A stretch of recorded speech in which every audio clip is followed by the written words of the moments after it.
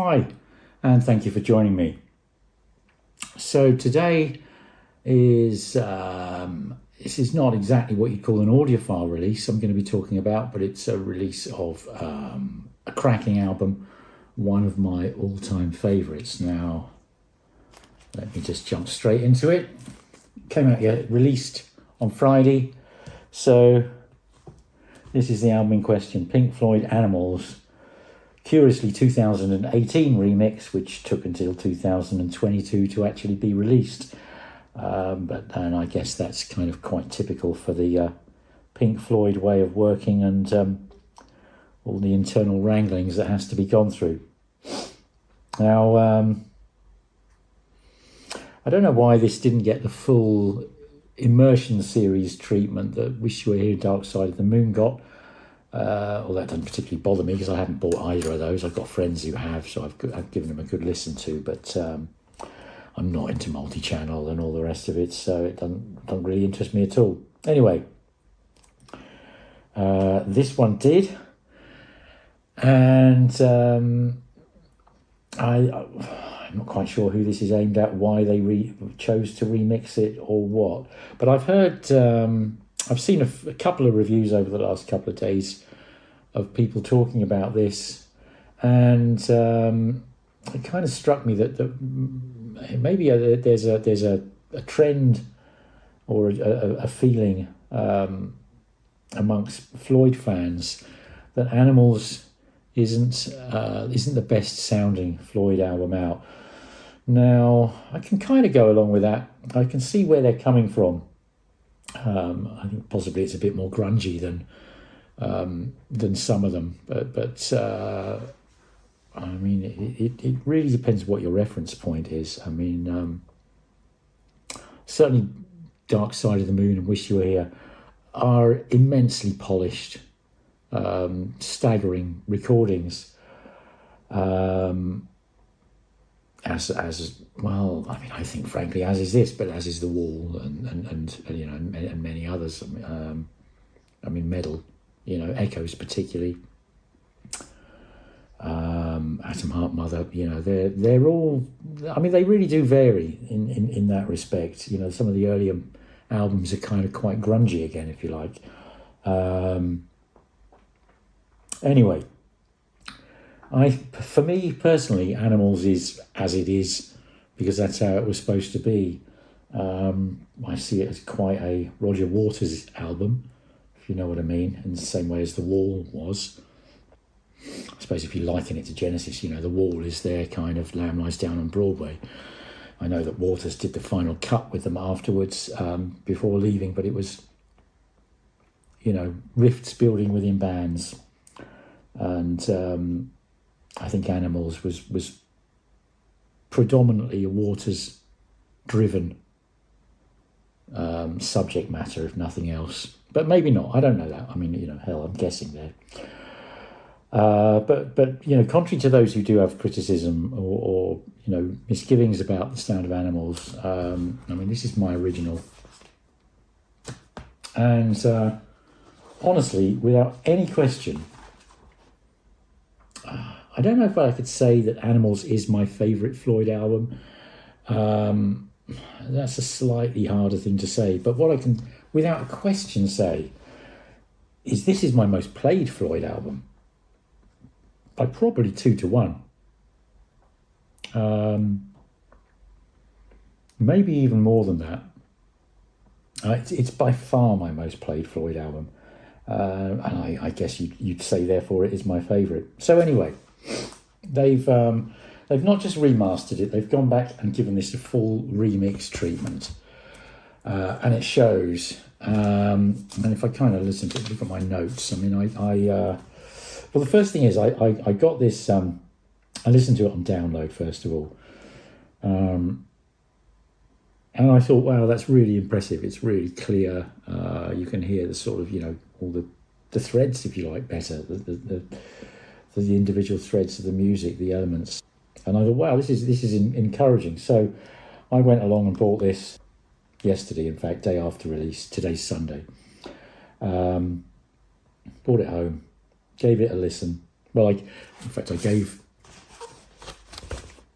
this one I listened first, just to refresh myself. I mean, I've heard it, 100 times probably. And then played this, and it was, I suppose I was about halfway through Dogs when I just, I thought I've really got to go back to the original. I did play the whole of the first side before going back to the original, and then came back and played side 2 of this. And but anyway, from the top, just kind of give you a feeling of what's going on. So from the top, Pigs on the Wing, immediately you're aware of more clarity. And the voice is much more kind of projected into space, into that central soundstage spot, if you like. But it sounds really quite different. I'm guessing what they've done is, I'm guessing that the original multi-track stem of the voice doesn't have reverb on it, and that was put on at the mix stage, which would be typical, I believe.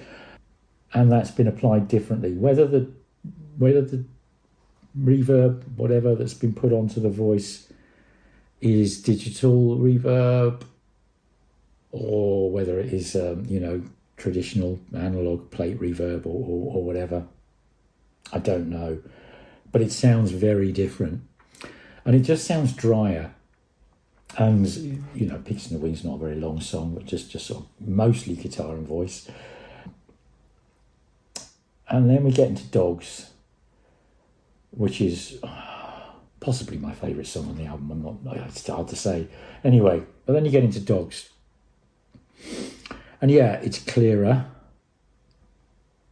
Without a doubt, you can hear all the elements much more clearly. The soundstage is wider. There's more space between things. But one of the things about Animals as a whole that for me probably makes it definitely the most listened to, possibly my favourite Floyd album, is the way it just thunders along with a power and an intensity. And in Dogs you've got Gilmour and Waters singing alternate kind of verses, if you like. Excuse me. And as it builds towards the end, I mean, it's a gnarly, aggressive, thundering, grungy kind of song. I mean, it's really, it's bitter, it's powerful, it's complete, it's passionate, and you listen to this one, and it's a little bit pedestrian. You can hear everything more clearly, but I don't, clarity isn't everything. It really isn't. And this one is just got the kind of the aggression and the grit, and the power. And I think on the original too, the drums and the bass are really kind of, they're probably the most prominent thing in the mix. They really drive the song. And on the new version, I think the drums and the bass have just been sort of focused up more, but reduced in level, if you like. And as I say, the vocals have kind of almost been sanitized.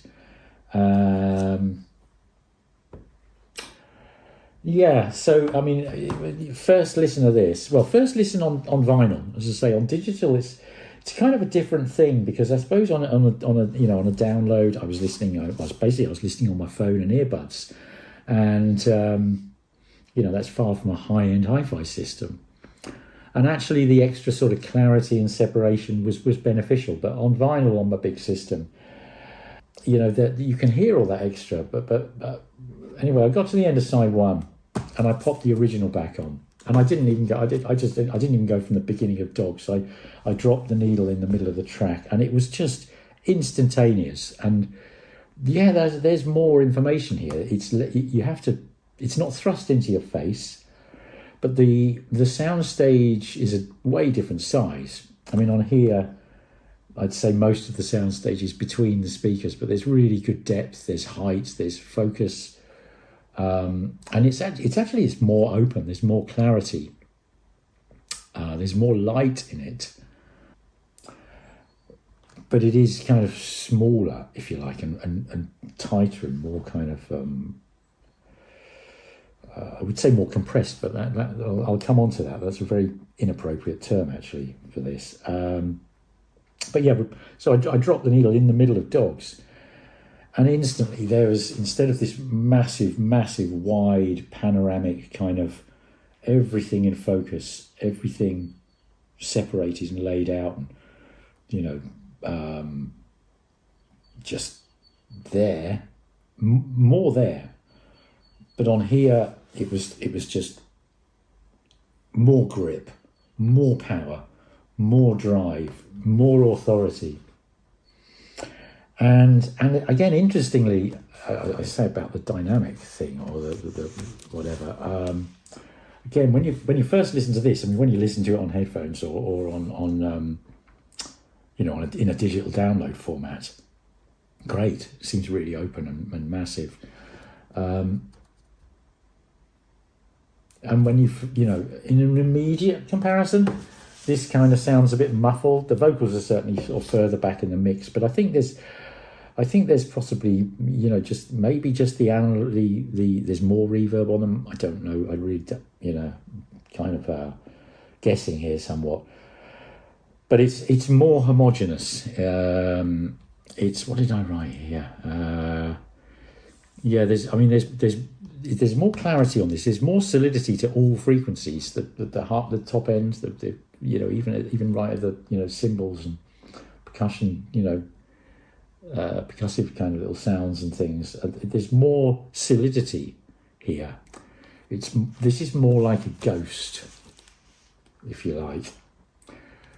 Now, turn over to side 2 with picks, 3 different ones, and it becomes even more apparent, because you know, as we start off the opening, I mean, on this one, the initial kind of, like, I guess, a sheep noise off in the left channel is literally 180 degrees at least.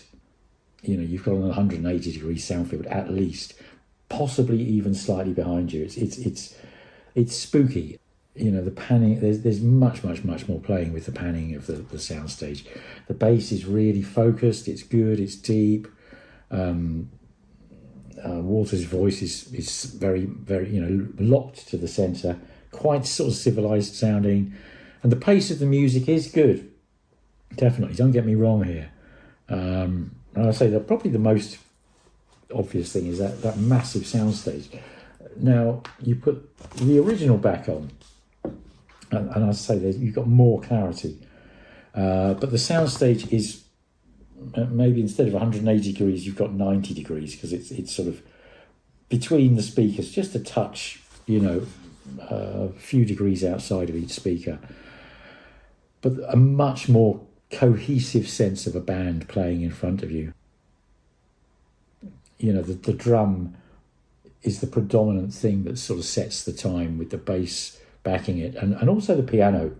You're quite aware of. There's so many more layers on the so many more layers on the remix. It's kind of distracts, and you lose the overall thread. And I think that's the thing with doing, you know, a remix or even a remaster. What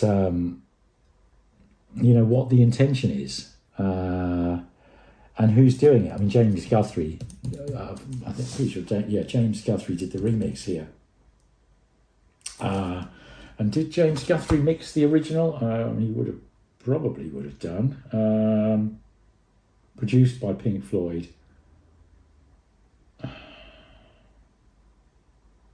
Well, maybe not.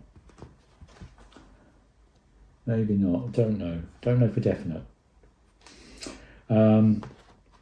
So anyway, it's an interesting thing. But so if you don't, well, one other thing about this is, if you are one of these people that, you know, I've read about, that I don't fall into this camp, but you're not keen on the original Animals for whatever reason, you think it sounds a bit dirty, bit grungy, so to speak, then I'd almost guarantee you're going to prefer this.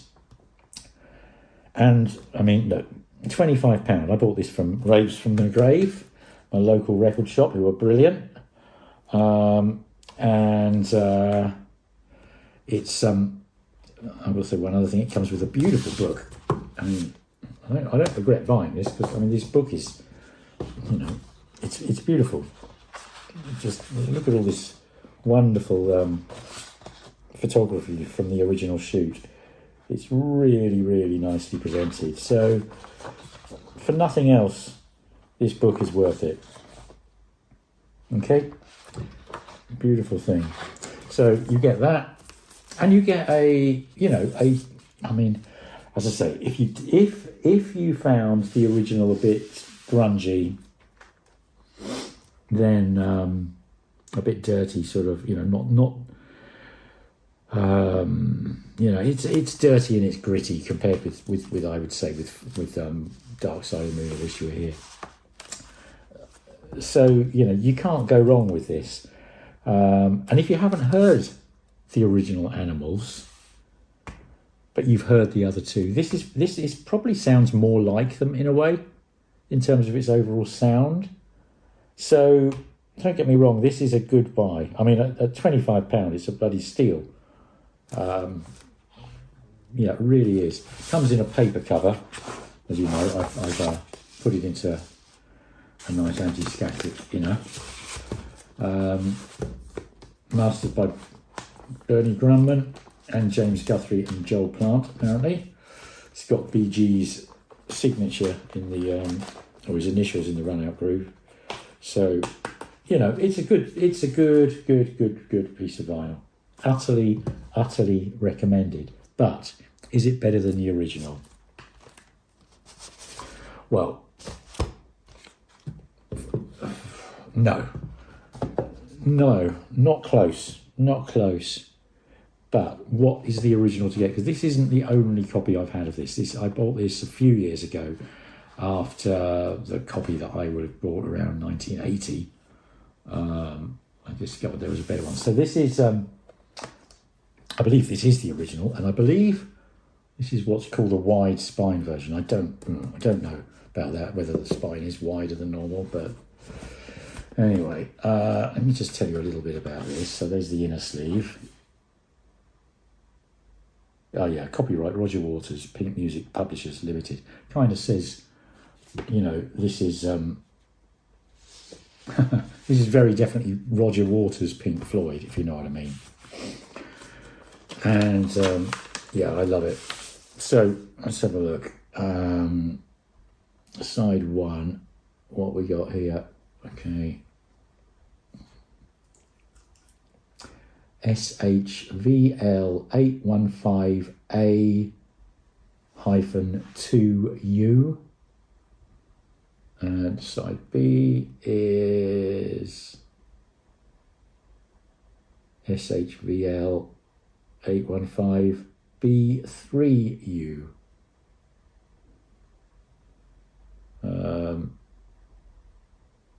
There's a 3 at 9 o'clock on side 2.